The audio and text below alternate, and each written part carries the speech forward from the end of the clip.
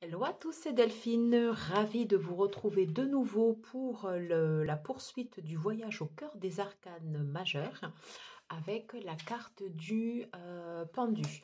Alors pour rappel, voilà, je me sers de base voilà, du travail de Rachel Pollack sur le boucle tarot de Rider-Waite. Qui a illustré toutes les arcanes majeures avec des tirages. Voilà, donc soit je m'inspire des tirages, je les reprends tels que, ou sinon je les adapte. Et de plus en plus, là, je les adapte. Voilà. Donc je vous rappelle que ce tirage, il est intemporel et qu'il est valable à tout moment, bien sûr, où vous regarderez ce tirage. Merci de m'accueillir chez vous. Et puis donc, on va passer un moment avec l'arcane numéro 12, l'arcane du pendu. Alors, quand on regarde cette carte, déjà, c'est vrai que la position, elle est quand même très inhabituelle. On voit un homme qui est totalement pendu comme ça par le pied. Un positionnement très particulier dont on pourra revenir tout à l'heure voilà, sur sa signification. Euh, Est-ce que cette personne a l'air malheureuse? Pas tant que ça. Quand on regarde en fait ici son visage, en fait, il y a quelque chose en fait qui illumine. En fait, la position, elle est très contradictoire parce qu'elle semble vraiment peu courante et une position dans laquelle on n'est pas du tout à l'aise. Et pourtant, on a l'impression que cette personne, enfin que ce personnage, il est totalement décontracté. Alors en fait, ça veut dire quoi quand on a le pendu qui arrive dans un tirage? Souvent, c'est une carte quand même qui peut redouter parce que ça va signifier une attente, un arrêt, une pause, une stagnation, quelque chose voilà comme ça d'un peu passif. On peut facilement se mettre ici en mode sacrifice. Alors, quel est l'enseignement du pendu? Lorsqu'il arrive comme ça dans un tirage, souvent, il nous invite à adopter une position, à adopter pardon, un regard différent sur notre situation. Voilà. C'est comme si on nous demandait de... On a l'habitude de voir notre situation professionnelle, familiale, enfin peu importe la situation dans laquelle vous êtes, sous un angle très précis. Et c'est comme justement le pendu, la tête à l'envers, nous dit, mais justement non, regarde ta situation à l'inverse, dans un sens différent, et peut-être justement que tu y trouveras des réponses que jusqu'à présent tu n'avais pas retrouvées. Si on regarde un peu mieux cette carte, quand on regarde le positionnement des jambes, on retrouve des similitudes avec la carte de l'empereur, avec son croisement comme ça des jambes. Et je vous rappelle, enfin bon, ça c'est surtout issu de l'histoire du tarot de Marseille, mais le croisement des jambes était réservé à l'époque aux élites. Voilà. Donc peut-être que le fait de s'accorder le temps de regarder notre position sous un angle différent, de l'adopter sous un angle différent, justement, ça peut nous permettre d'avoir cet éclair, d'avoir une autre vision de la situation. Et effectivement, dans ce sens, on peut dire que c'est réservé à peu de personnes parce que c'est dans l'inconfort qu'on va trouver le confort. Voilà, j'espère que je m'exprime bien. Également, ce que le pendu nous indique, c'est qu'il n'est pas forcément nécessaire de se sacrifier et de se mettre pardon, dans des situations très extrêmes pour dénouer une situation. Justement, l'autre regard peut suffire. Alors, c'est pas évident d'adopter un autre regard. Il faut beaucoup de détachement, voilà. Mais justement, adopter un autre regard, en fait, peut suffire pour ne pas aller dans des situations aussi extrêmes. Pourquoi on parle de sacrifice et de situations extrêmes? C'est pour ceux qui sont connectés à l'histoire des runes. Le dieu Odin, en fait, s'était pendu en fait à l'arbre de vie pendant 9 jours pour ressentir, j'espère que vous ne dites pas de bêtises, voilà, toutes les sens en fait euh, de la création et autres. Et en fait, et c'est là en fait où après il a été connecté à l'alphabet des runes. Voilà, mais une autre méthode divinatoire. Voilà. Donc, sans s'éparpiller, voilà. Donc, le pendu peut nous parler également, voilà, d'être en mode sacrifice ou de se sentir comme ça attaché à une situation. Et auquel cas, en fait, c'est la traduction un peu littérale de la carte où on est attaché à une situation ou quelque chose. Voilà. Dans son sens inversé, on va pouvoir dire, voilà, se sortir d'une situation compliquée, résoudre une situation en prenant aussi un peu des chemins de travers, des chemins qui vont être différents. Qu'est-ce qu'on peut dire d'autre sur cette carte? Voilà, c'est le fait de, voilà, d'accepter ce temps de pause. Parce que forcément, si on a ce pendu qui arrive comme ça dans le tirage, c'est que le temps de pause est nécessaire et c'est comme si on avait la nécessité d'avoir la tête à l'envers, je ne sais pas si je peux m'exprimer ainsi, mais pour réfléchir à notre situation et nous la faire voir sous un autre angle. Voilà. Voilà ce que je peux dire sur le pendu. Alors, on va tout de suite les remettre dans le jeu. Et on va se concentrer sur les enseignements du pendu. Qu'est-ce que le pendu a à nous dire? Alors, comme certains autres tirages, mais de plus en plus, j'ai changé le tirage. Voilà. Et que j'ai adapté en 6 cartes. Allez. Alors, concentrons-nous. Qu'est-ce que le pendu a à nous apprendre ici et maintenant?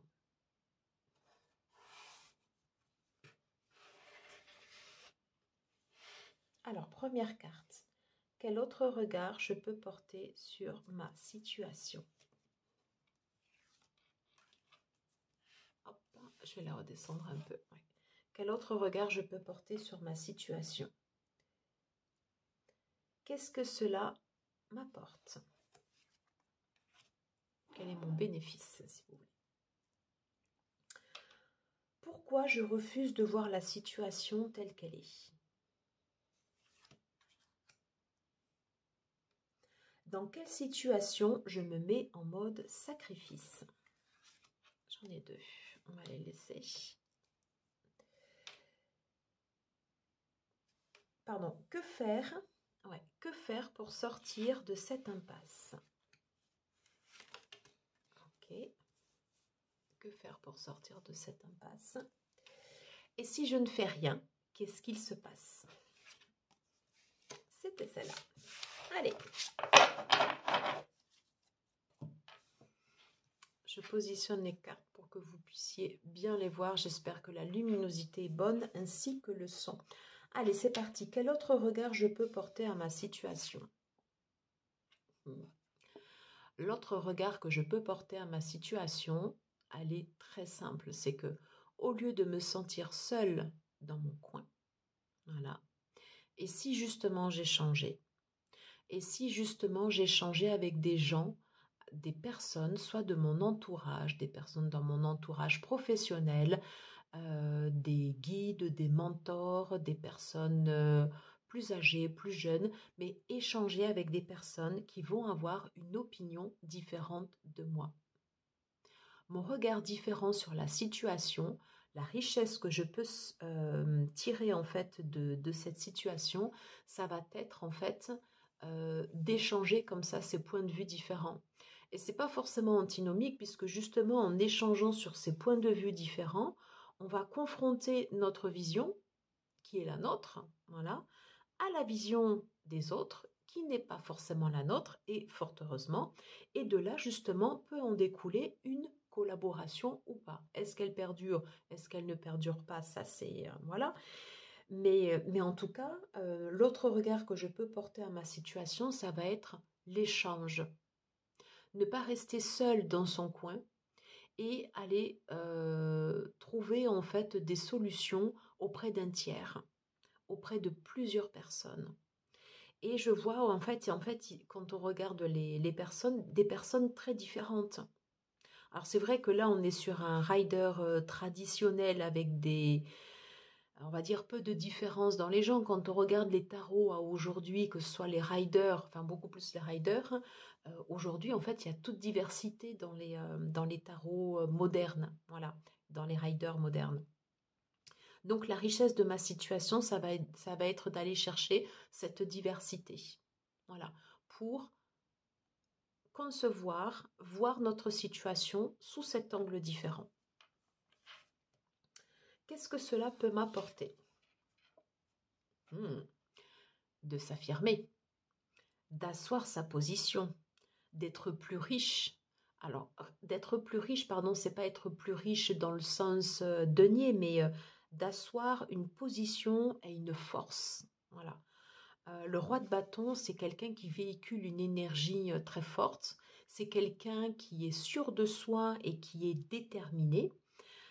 Quelqu'un qui maîtrise bien comme ça l'énergie, mais pour autant, il a aussi cette capacité de pouvoir décupler sa force, asseoir encore plus sa position s'il accepte de partager sa vision des choses. Voyez? Le roi de bâton, c'est vrai qu'on pourrait plus le croire dans son énergie peut-être un peu plus individualiste, voilà, enfin quelqu'un de très déterminé et qui va rester focus comme ça sur son objectif et qui va pas en découdre, voilà. Sauf que là, du coup, ce qu'on nous dit en fait par rapport aux questions, pourquoi je peux porter un autre regard sur ma situation? Je vais échanger mes points de vue et justement, ça va me rendre plus fort, voilà. Ça va me rendre, ça va asseoir encore plus ma force, ma position. Ça va me rendre peut-être augmenter mon charisme, augmenter mon leadership. Vous voyez, c'est toutes ces choses. Toutes ces choses. Pourquoi je refuse de voir la situation telle qu'elle est? Autre question. Intéressant. Alors, pourquoi je refuse de voir la situation telle qu'elle est? Parce que des fois, dans certaines situations, j'ai peur. Euh, j'ai peur de voir la situation telle qu'elle est parce que j'ai peur de regarder mes peurs en face. Quand on regarde bien cette carte sur le 8 d'épée, on voit cette femme avec les yeux bandés, avec les mains, les hanches ligotées, alors pas les jambes, hein, voilà, il n'y a que des épées autour d'elle, sauf que là, du coup, il y a un grand vide. C'est-à-dire qu'à tout moment, on peut décider de sortir du cercle. Et des fois, c'est nous qui nous enfermons directement dans nos propres peurs. Donc pourquoi je refuse de voir la situation telle qu'elle est? Parce que j'ai peur, à certains moments, de regarder mes peurs en face. Alors, nos peurs, elles sont très personnelles. Elles sont très personnelles. Des fois, je peux avoir peur de m'affirmer. Des fois, je peux avoir peur de ne pas être à la hauteur. Des fois, j'ai peur de l'échec. Des fois, j'ai peur de réussir. Des fois, j'ai peur de me confronter à l'amour. Qu'est-ce qu'on peut dire? Voilà, j'ai peur de trop donner. Toutes ces choses, en fait, toutes les peurs qu'on peut avoir en nous. Des fois, on refuse de voir la situation parce que, euh, en fait, on reste enfermé dans nos peurs. Elles nous enferment, alors qu'en fait, on peut en sortir. C'est nous qui avons notre propre libre arbitre pour sortir de cet état. Et des fois, en fait, on refuse de faire le constat, de voir que la personne qui nous bloque, ben, ce n'est pas les autres, c'est nous. Dans quelle situation je me mets en mode sacrifice? Ah, alors c'est pour ça que j'en avais deux. Le sujet. Elle va piquer celle-là, hein. Alors, dans quelle situation je me mets en mode sacrifice?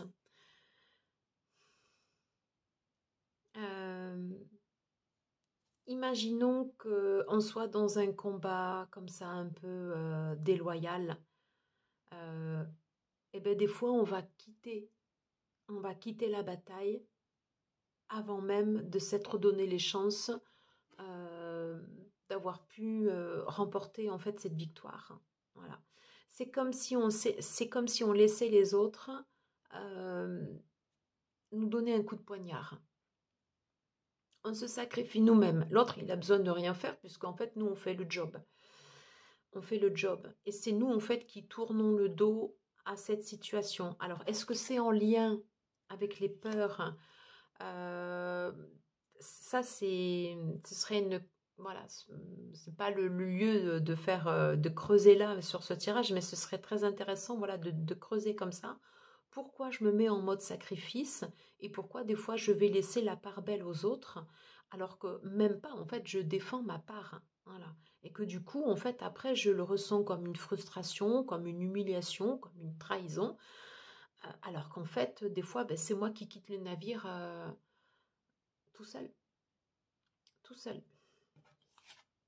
Qu'est-ce qu'il y avait d'autre? Dans quelle situation je me mets en mode sacrifice? Donc, en fait, cette carte, elle est le pendant de ça, parce que du coup, la part de victoire, eh bien, on la laisse aux autres.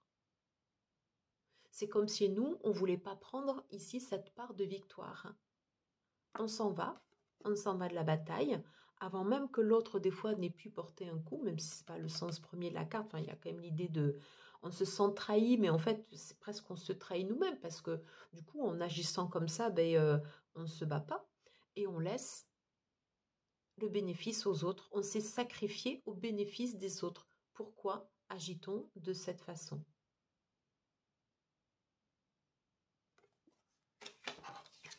Je pense que c'est en lien direct avec les peurs. Des fois, la peur de réussir, la peur d'être mise en avant, la peur de prendre de leadership, c'est quelque chose qu'on peut ressentir, c'est humain. Il faut juste savoir qu'elle est là, pour savoir que nous aussi, on a notre place à prendre. Comment faire pour sortir de cette impasse? L'action. L'action rapide. Se mettre en mouvement.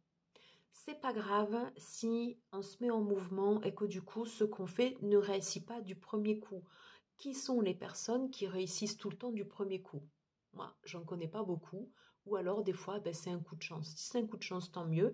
Eh bien, si ça ne marche pas du premier coup, c'est pas grave, on réessaye. Voilà. Mais en tout cas, on n'est pas justement dans cette stagnation. C'est super d'avoir cette carte-là. Comment faire pour sortir de cette impasse?